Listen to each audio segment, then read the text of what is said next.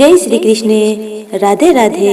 कैसे हैं आप? उम्मीद है कि ईश्वर की कृपा से आप कुशल मंगल हैं। तो चलिए चलते हैं आज के आनंद की ओर। एक बार भगवान शिव समाधि में व्यस्त थे। तभी कामदेव वहां पहुंचते हैं और उनकी समाधि को तोड़ने के लिए उन पर काम रूपी बाण चलाते हैं। तो भगवान शिव क्रोधित हो जाते हैं और कामदेव को भस्म कर दिया।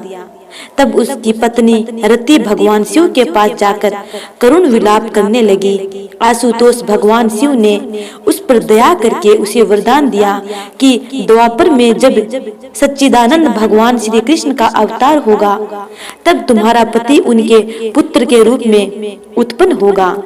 पति से मिलने की आशा में रति भगवान श्री कृष्ण के अवतार की उत्कंठा के साथ प्रतीक्षा करने लगी। उसी समय सम्रासुर नामक का एक बलवान दैत्य हुआ। उसने रति को अपने घर में रख लिया। वह सम्रासुर के अधीन रहकर अत्यंत दुखी रहती थी। कालांतर में रुक्मिणी जी के गर्भ से प्रद्युम्न का जन्म हुआ। सम्रासुर को यह ज्ञात था कि रुक्मिणी के गर्भ से उत्पन्न होने वाले भगवान श्री कृष्ण के प्रथम पुत्र के हाथों उसकी मृत्यु होगी। इसीलिए जन्म के बाद छठी के दिन उसने अपनी माया से प्रद्युम्न का अपहरण कर लिया और उसे मृतक समझकर लवण सागर में डाल दिया। प्रद्युम्न को एक मत्स्य ने निगल लिया। मच्छुओं ने जाल डालकर उस मत्स्य को पकड़ लिया और उसे सम्रासुर को भेंट कर दिया। सम्रासुर ने उसे पकाने के लिए अपने रसोइयों को दिया। रसोइयों ने जब मत्स्य का पेट चीरा तो उससे एक अत्यंत सुंदर जीवित बालक निकला।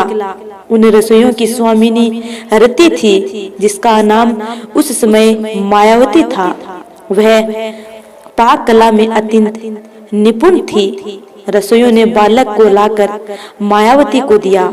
मायावती उस अद्वितीय बालक को देखकर मुग्ध हो गई।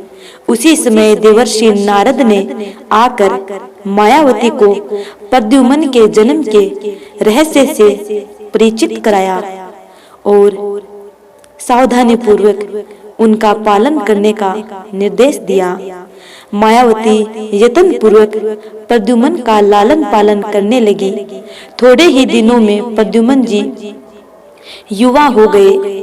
मायावती के व्यवहार में मातृत्व के स्थान पर पत्नीत्व का भाव था। प्रद्युम्न के कारण पूछने पर उसने बताया कि आप मेरे जन्म जन्मांतर के पति हैं।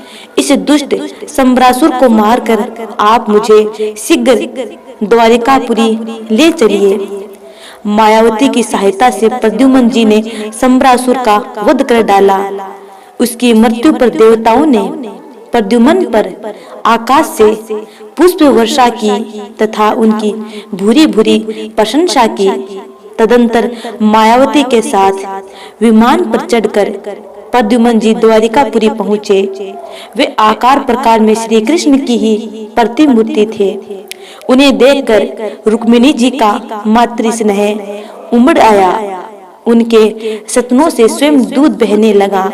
रुक्मिणी जी सोच रही थी कि यदि मेरा पुत्र कहीं जीवित हो तो इतना ही बड़ा होगा।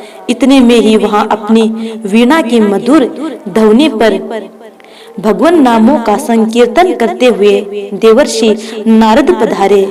उन्होंने प्रद्युम्न का वृत्तांत बताते हुए कहा, देवी, यह तुम्हारा ही पुत्र है।